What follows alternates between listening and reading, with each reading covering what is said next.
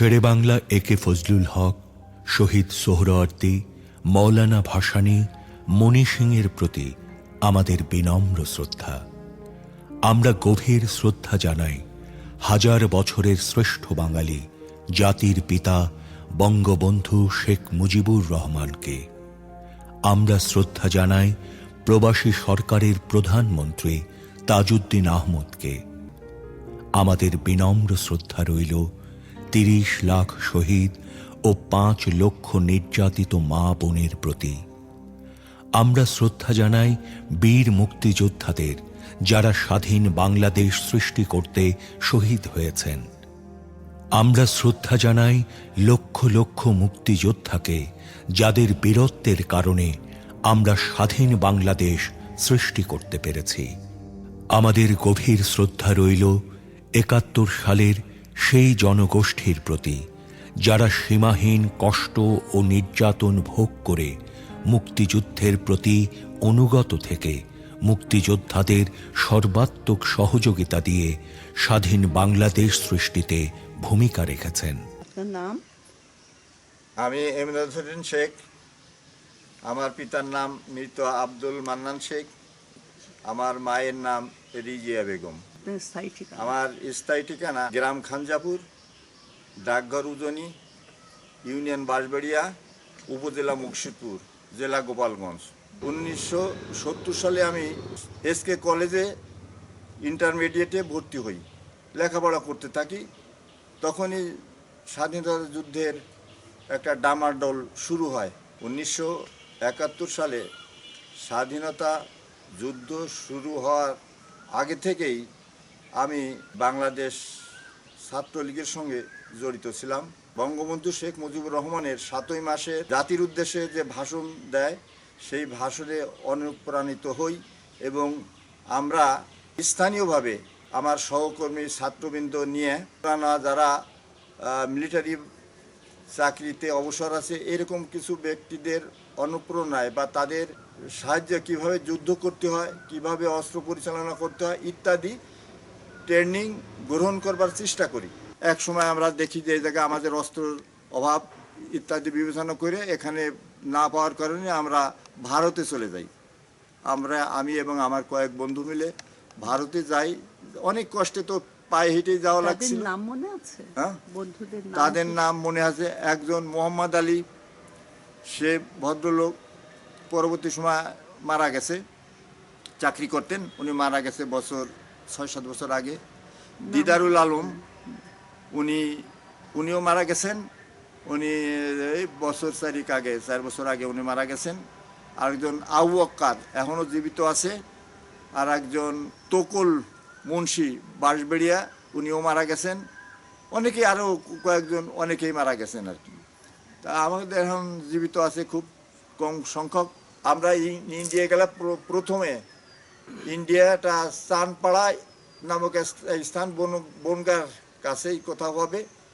ওই রিসিপশন ক্যাম্পে আমাদের রিসিভ করে ওখানে পাঠালো। চানপাড়া একটা ক্যাম্প।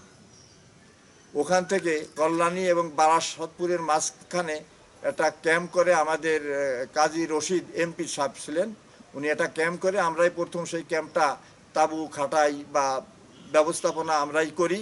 যাই হোক, আমাদের দিয়ে ক্যাম্প শুরু হইলো। পরবর্তী সময় আমাদের এলাকার বহুত লোক ওই ক্যাম্পে গেছে। ওইখানে অবস্থান করার পরে ওই জায়গায় আমরা প্যারেড পিটি, মানে একজন সৈনিক কীভাবে চলাফেরা করতে হয়, ওই জায়গায় কিছু লোকজন ছিল যারা এই প্রশিক্ষণ আগে থেকেই জানতো।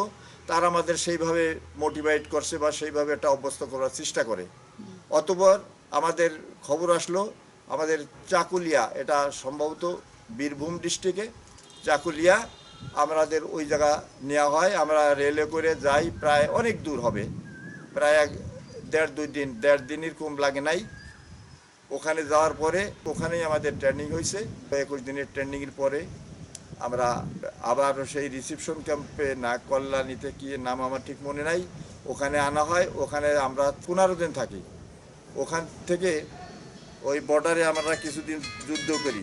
ওই অংশে প্রায় আমাদের ডাক আসতো এবং আমরা দলবদ্ধ হয়ে ওখানে যাইতাম। ওই জায়গা হয়তো কোনো সময় কোনো মেজর বা কোনো ক্যাপ্টেন ওনাদের নেতৃত্বে আগে অ্যাম্বিশ করা থাকতো, আমরা যাইতাম, ফায়ারিং করতাম ইত্যাদি ইত্যাদি।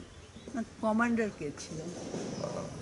আমরা তো যখন আসি বসার সাহেব, ইনি পুলিশ ডিপার্টমেন্টে চাকরি করতো আগে। আমরা এলো প্লাটুন কমান্ডার, আমাদের যারা পাঠায় সেই সময় কমান্ডার। আমরা প্রায় 5 জনের মতন আসি মুর্শিদপুরে, 2টা গ্রুপে বিভক্ত হয়ে আসি। তার ভিতরে বসার শেখ বা মোল্লা হবে, উনি জীবিত আছেন, ঝুটিগ্রাম বাড়ি ওনার। উনি মানে প্যারালাইজড হয়ে গেছে, চলতে পারে না। ওনার নেতৃত্বে আসি আমরা। প্রথম এখানে এসে মহারাজপুর নামক একটা জায়গা আছে, ওই জায়গায় ক্যাম্প করি, বাংলাদেশের ভিতরে ঢুকে। আপনার ছোটখাটো দু একটা অপারেশন? আচ্ছা, একটা অপারেশন, বড় অপারেশন যেটা, আমি ওই যে চৌগাছা বর্ডারে, ওই জায়গায় আমরা ইন্ডিয়ার ভিতর কোনো এক জায়গায় থাকতাম, নাম আমার ঠিক মনে নাই। ওখান থেকে একটা অপারেশনের একবার হইল, তা আমরা আসলাম কয়েকজন। হঠাৎ করে যখন ফিল্ডে আসি, আগে যারা রেকি করে গেছে কি এটা ঠিক আমাদের জানা ছিল না। আমরা ওখানে হঠাৎ করে মানে চারদিক থেকে একটা গুলি শুরু হয়ে গেল। তা আমরা কোনো জায়গা পাচ্ছি না, মানে গুলি একদম সেই ইসের মতন, মানে আগুনের ফুলকির মতন শুধু আসতেছিল। এবং আমি এক সময় একটা গাছ পড়ে গেছে, তার গুড়ির নিচে জায়গা নেই, আমরা কিন্তু বিচ্ছিন্ন হয়ে গেলাম। হঠাৎ 10-12 জন ছিল, আমরা বিচ্ছিন্ন হয়ে যাওয়ার পরে আমি একটা গাছের গুড়ির নিচে স্থান, কিন্তু আমার গাছে গুলি আছে, রাইফেল আছে, কিন্তু আমি একটা ফায়ার করবার মতন পেলাম না। কিছু সময় পর দেখি একটা প্যারাশুট বোম বলে বর্তমানে জানছি, আগুনের উপরে, আগুনের কুণ্ডলি প্রায় আধা ঘন্টা জ্বলতে থাকলো। এবং ওরা বলতেছে ইয়া আলী, আর আমাদের এই পাশেতে বলছে জয় বাংলা, কিন্তু আমি তার মাঝখানে।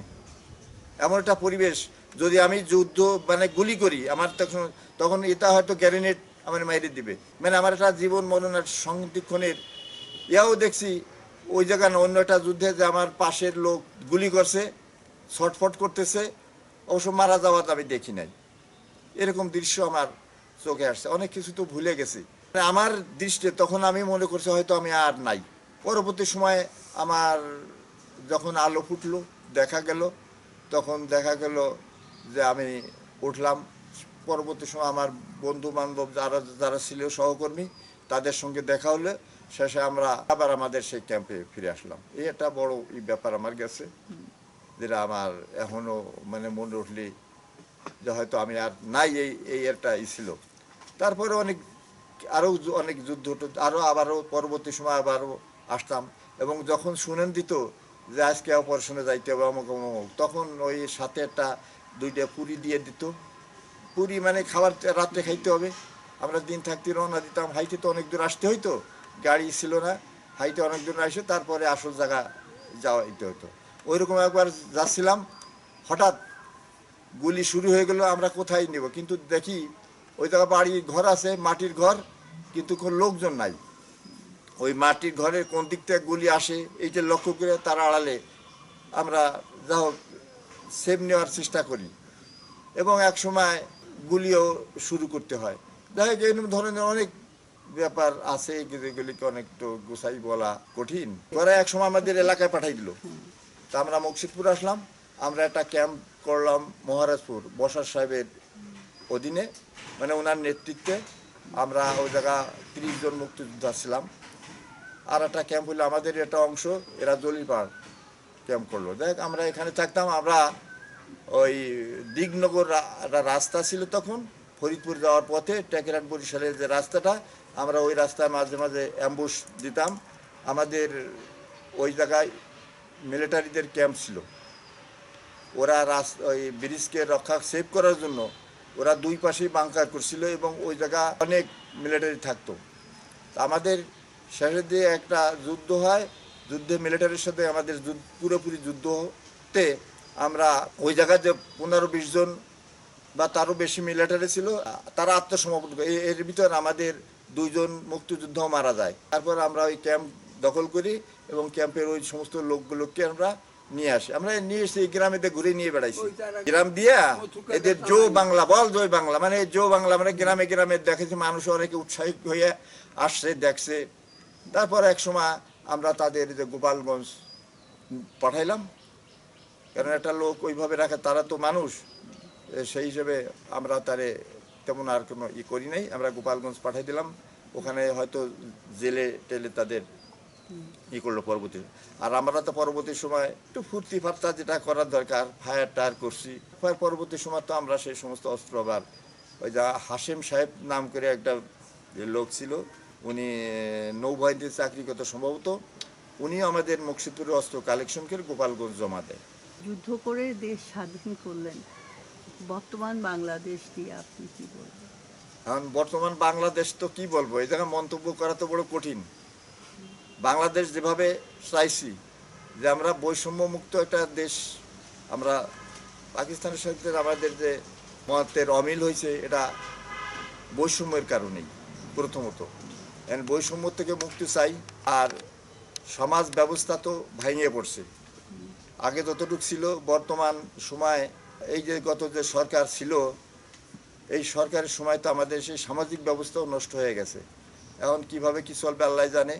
তবে আমাদের যে জাতির অবক্ষয়, কারণ আমরা স্বাধীনতার জন্য যুদ্ধ করে একটা দেশ স্বাধীন করছিলাম, আর সেই দেশের পরিণতি একটা মৌলবাদী গোষ্ঠী আইসে আমাদের স্বাধীনতার আদর্শ উদ্দেশ্য থেকে আমাদের অনেক বিচ্যুত হয়ে যাচ্ছে, বিচ্যুত করছে, এবং ভবিষ্যতে কি হবে আল্লাহ জানে।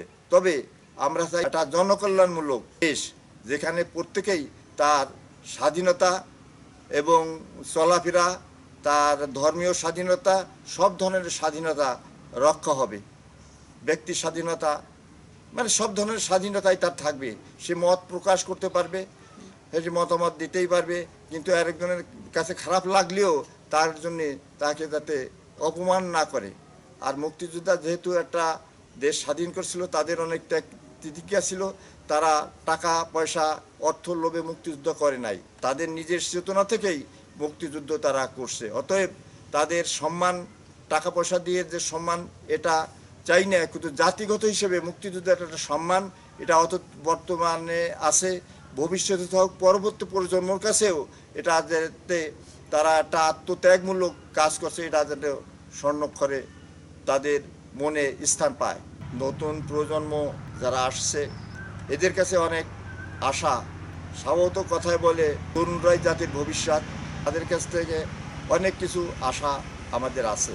আমরা যা করতে পারি নাই, আমাদের নতুন প্রজন্ম সেটা করবে। জাতি ধর্ম নির্বিশেষে সকলের প্রতি তাদের একটা সহনশীলতা, সহানুভূতিতা, সহমর্মিতা থাকবে, এবং একটা আদর্শ সমাজ তারা গড়ে উঠবে, যে সমাজে বৈষম্য থাকবে না, যে সমাজে মানুষের মানবিকতা থাকবে, সেরকম একটা সমাজে চাই। ৩০ লক্ষ শহীদ ও ৫ লক্ষ নির্যাতিত মা বোনের সম্ভ্রমের বিনিময়ে আমরা স্বাধীন। লক্ষ লক্ষ মুক্তিযোদ্ধা বীরত্বের সাথে যুদ্ধ করেছে বলে আমরা স্বাধীন। হাজার হাজার যোদ্ধা বীরত্বের সাথে যুদ্ধ করে শহীদ হয়েছে বলে আমরা স্বাধীন। কোটি কোটি লোক আমাদের সমর্থন করতে গিয়ে অবর্ণনীয় দুঃখ কষ্ট সয়েছে বলেই আমরা স্বাধীন। হাজার বছরের শ্রেষ্ঠ বাঙালি জাতির জনক বঙ্গবন্ধু শেখ মুজিবুর রহমানের কাঙ্ক্ষিত বাঙালি জাতীয়তাবাদী চেতনার বিকাশ, শোষণমুক্ত বৈষম্যহীন সমাজ, মানবিক মূল্যবোধ, সামাজিক ন্যায় বিচার, সামাজিক অর্থনৈতিক রাজনৈতিক সাম্য প্রতিষ্ঠা করে জনগণকে ক্ষমতার প্রকৃত মালিক করে আমরা এদের ঋণ শোধ করতে পারি। আসুন আমরা আমাদের পূর্বসূরীদের ত্যাগকে স্মরণ করে তাদের নির্দেশিত পথে দেশকে এগিয়ে নেই। জয় বাংলা।